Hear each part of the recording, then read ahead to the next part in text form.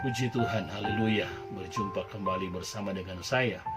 Hari ini saya ingin membagikan renungan firman Tuhan yang saya beri judul kehidupan yang dibentuk oleh Tuhan. Dalam kisah Rasul atau kisah para Rasul pasal yang ke-13 ayat yang ke-22, di situ diceritakan bagaimana seorang tokoh dalam firman Tuhan yang diangkat oleh Tuhan menjadi seorang raja, sehingga Tuhan berkata dia orang yang berkenan di hati Tuhan. Kita baca dulu ayat ini, kisah para Rasul 13 ayat yang ke-22. Setelah Saul disingkirkan, Allah mengangkat Daud menjadi raja mereka.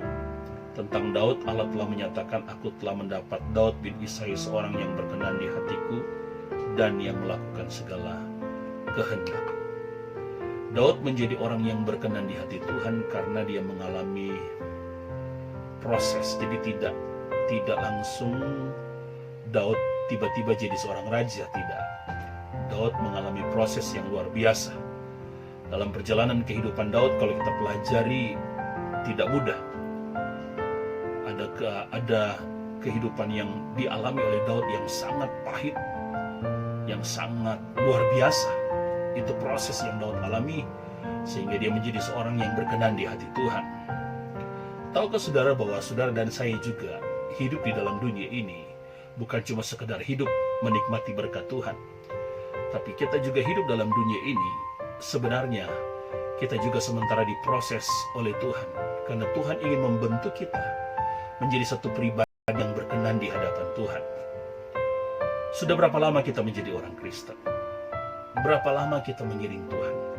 Pernahkah kita mengevaluasi perjalanan kekristenan kita? Adakah kita menemukan perubahan-perubahan dalam kehidupan kita? Bagaimana kehidupan kita dengan beberapa tahun yang lalu, beberapa bulan yang lalu dan sekarang? Apakah ada perubahan dalam kehidupan kita? Itu yang harus kita renungkan hari-hari ini. Karena kehidupan kita adalah sebuah proses yang Tuhan kerjakan dalam kehidupan kita. Nah, saudara yang saya kasih dalam Tuhan Yesus Kristus, salah satu tujuan utama Tuhan Yesus menyelamatkan kita adalah Tuhan ingin kehidupan kita berubah menjadi pribadi yang berkenan di hadapan Tuhan. Karena Allah senang dengan sebuah perubahan karakter hidup kita, bukan perubahan kenyamanan hidup. Masalahnya sekarang, yang banyak orang kejar itu adalah perubahan kenyamanan hidup, bukan perubahan karakter.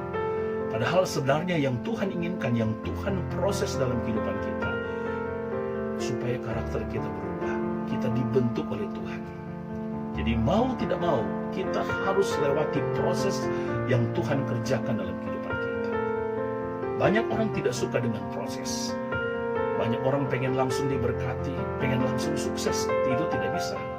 Karena yang Tuhan mau, hidup kita supaya diproses dulu. Kenapa Tuhan mau kita diproses? Supaya kita menjadi orang yang kuat di dalam Tuhan. Berbicara pembentukan atau proses, itu memang sakit. Kadang kita nggak bisa terima, namanya proses. Rasa menolak, protes dalam diri kita ketika kita diproses, dibentuk oleh Tuhan. Saya katakan tadi bahwa tujuan utama, atau salah satu tujuan utama Tuhan untuk menyelamatkan saudara dan saya, supaya kita diubahkan, dibentuk Tuhan, menjadi pribadi yang menyenangkan hati Tuhan. Nah, mari kita lihat. Kadangkala kita tidak sadar, Tuhan sementara memproses kehidupan kita. Tapi tahukah saudara, hari-hari yang kita lewati, kegiatan yang kita lewati, kesibukan yang kita lewati, aktivitas yang kita lewati setiap hari, sebenarnya itu sebagai salah satu wujud pembentukan Tuhan dalam kehidupan kita. Tuhan memproses kita lewat apa? Yang pertama, Tuhan membentuk kita, memproses kita lewat firman Tuhan. Firman Tuhan berkata, Ibrani 4 ayat yang ke-12, sebab firman Allah hidup dan kuat dan lebih tajam daripada pedang bermata dua manapun. Dikatakan di sini firman Allah itu seperti pedang bermata dua, tajam, dapat memisahkan dari kenyamanan daging kita, dipisahkan. Firman Tuhan yang kita dengar bukan cuma sekedar untuk membuat kita tertawa. Firman Tuhan yang kita dengar bukan hanya sekedar membuat kita menjadi senang, tetapi firman Tuhan yang kita dengar atau firman Tuhan yang kita baca tanpa kita sadari kadangkala itu membentuk pribadi kita. Jadi firman Tuhan yang kita dengar, firman Tuhan yang kita terima, itu juga membentuk pribadi kita. Itu sebabnya kadangkala kita mendengarkan firman Tuhan yang gak enak di telinga kita. Kadangkala kita mendengar firman Tuhan yang keras. Bahkan kadangkala kita mendengarkan firman Tuhan seolah-olah kita berpikir seorang hamba Tuhan atau pengkhotbah ini sengaja berkata demikian untuk menembak kita. Sebenarnya bukan demikian. Karena segala sesuatu Tuhan sudah mengatur. Jadi tidak ada yang kebetulan. Semua Tuhan sudah mengatur ketika kita mendengarkan firman Tuhan. Yang mungkin rasanya kita tersinggung dengan firman Tuhan itu. Sementara kita diproses oleh Tuhan. Nah, saudara yang saya kasih dalam Tuhan Yesus Kristus, kalau firman Tuhan juga membentuk pribadi kita, berarti firman Tuhan yang bagaimana yang bisa membentuk pribadi kita?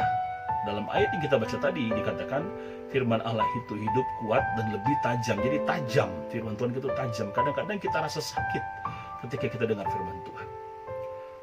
Kadang-kadang hati ini seperti teriris dan rasa tersinggung ketika kita mendengarkan firman Tuhan. Sebenarnya firman Tuhan itu sementara membentuk pribadi dan karakter kita. Karena firman Tuhan berkata dalam 2 Timotius 3 ayat yang ke-16, segala tulisan yang diilhamkan Allah bermanfaat untuk mengajar, kata firman Tuhan, untuk menyatakan kesalahan, untuk memperbaiki kelakuan, dan untuk mendidik orang dalam kebenaran. Jadi jelas sekali di sini dikatakan, saudara, bahwa firman Tuhan itu punya manfaat untuk membentuk pribadi kita. Mazmur 119 ayat 9 berkata, dengan apakah seorang anak muda menjaga kelakuannya dengan tetap bersih, kata firman Tuhan, hanya dengan firman Tuhan. Jadi untuk menjaga kelakuan kita tetap bersih, karakter kita tetap baik, itu dengan firman Tuhan. Jadi firman Tuhan membentuk pribadi kita menjadi pribadi yang lebih baik lagi di hadapan Tuhan. Yang kedua, kita dibentuk lewat situasi dan kondisi.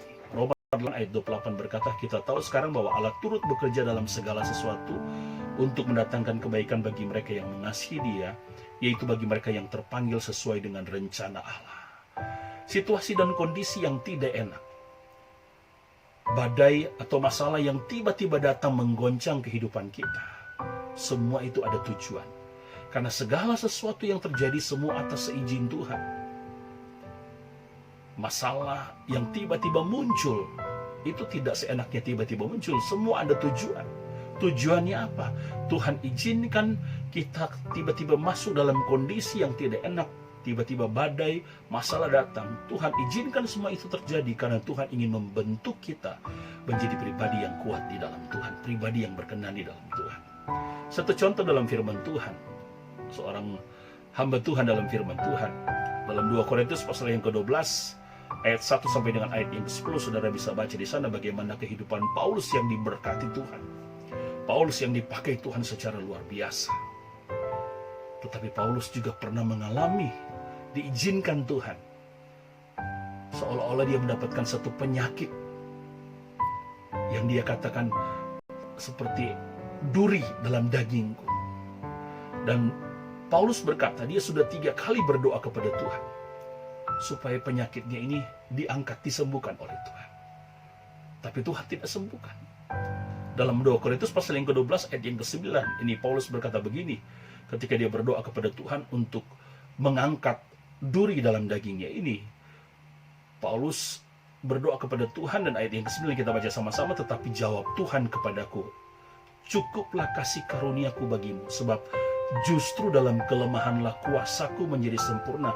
Sebab itu terlebih suka aku bermegah atas kelemahanku, supaya kuasa Kristus turun menaungi aku. Jadi Paulus berdoa kepada Tuhan. Ketika dia merasakan satu kesakitan yang sangat luar biasa, dia berdoa kepada Tuhan. Tapi Tuhan jawab apa?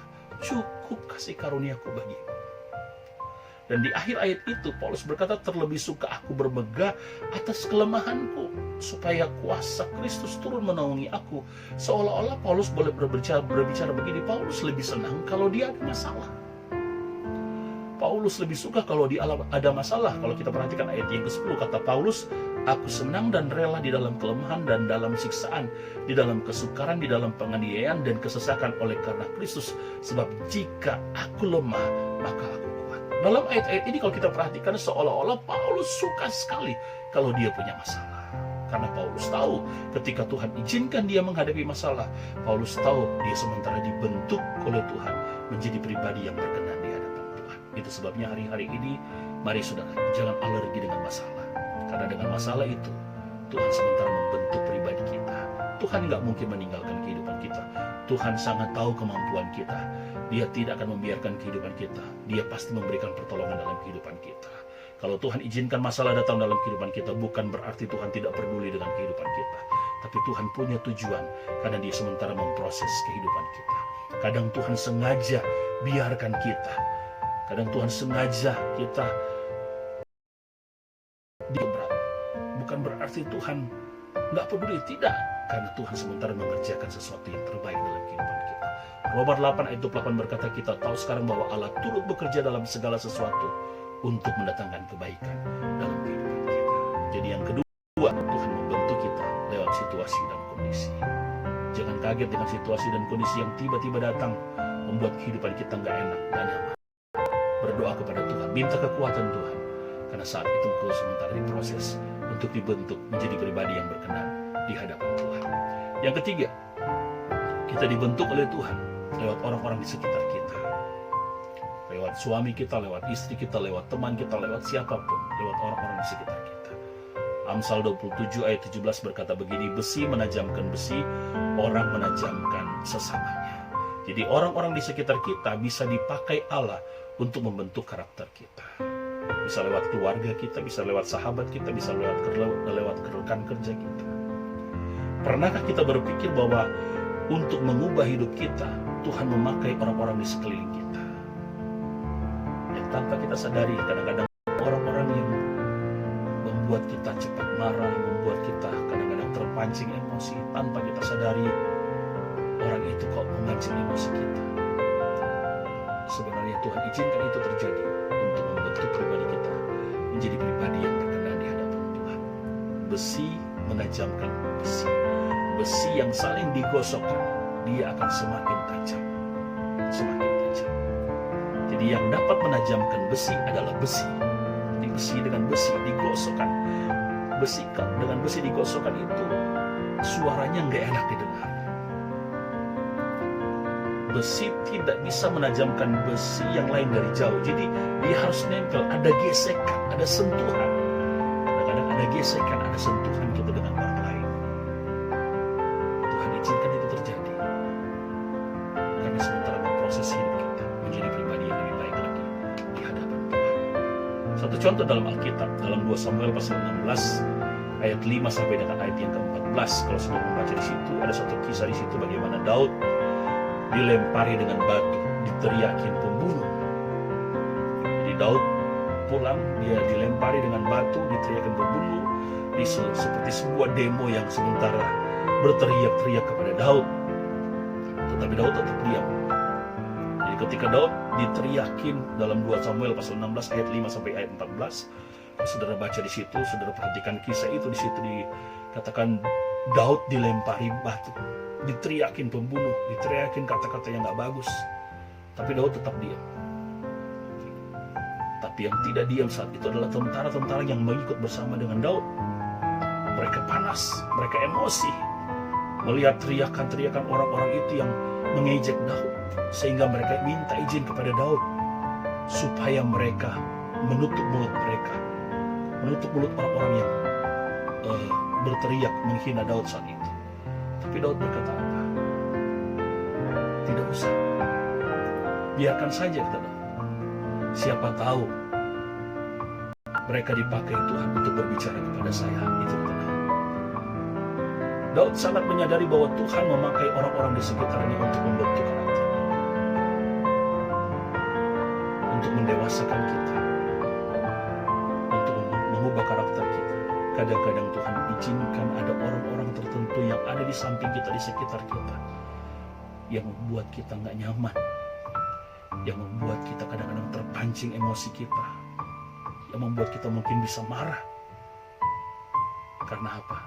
Karena Tuhan sementara memproses kehidupan kita. Mungkin kita tidak tahan menghadapi orang-orang yang demikian, Kita berusaha berdoa supaya orang-orang itu berubah. Tapi Tuhan tidak akan pernah mengubah orang tersebut sampai orang itu bisa mengubah kehidupan kita. Tuhan lebih senang dan lebih tertarik dengan perubahan karakter kita. Itu sebabnya mari saudara tetap berdoa kepada Tuhan. Minta kekuatan Tuhan. Karena setiap hari yang kita lewati, setiap hari yang kita lakukan, aktivitas kita bertemu dengan siapa, itu adalah sebuah proses yang Tuhan izinkan kita lewati untuk membentuk pribadi kita menjadi pribadi yang lebih baik lagi di hadapan Tuhan. Relakanlah hidupmu dibentuk oleh Tuhan lewat apapun itu. Baik lewat firman Tuhan yang kau dengar. Jangan pernah memilih-milih firman Tuhan. Tapi terimalah firman Tuhan itu dengan kerelaan hati. Dengan situasi dan kondisi masalah yang tiba-tiba datang, jangan cepat mengeluh, berdoa kepada Tuhan. Mungkin lewat masalah itu kita sementara dibentuk oleh Tuhan. Dengan orang-orang yang menjengkelkan mungkin di sekitar kita, jangan cepat kita marah kepada orang tersebut. Mari kita berdoa kepada Tuhan. Mungkin lewat orang tersebut kita sementara dibentuk pribadi kita untuk menjadi lebih baik lagi di hadapan Tuhan. Milikilah kepekaan yang luar biasa di dalam Tuhan. Mengaturnya. Percayalah, Tuhan pasti melakukan yang terbaik dalam kehidupan kita. Percayalah, Tuhan punya rencana yang indah dalam kehidupan kita. Kalau Dia yang bekerja, Dia yang membentuk, Dia yang mengubah karakter kita, pasti kita menjadi pribadi yang luar biasa. Pribadi yang kuat di dalam Tuhan. Pribadi yang berkenan di dalam Tuhan. Sehingga kita menjadi orang-orang yang selalu menyenangkan hati Tuhan. Puji Tuhan, Tuhan Yesus memberkati kita semua. Haleluya.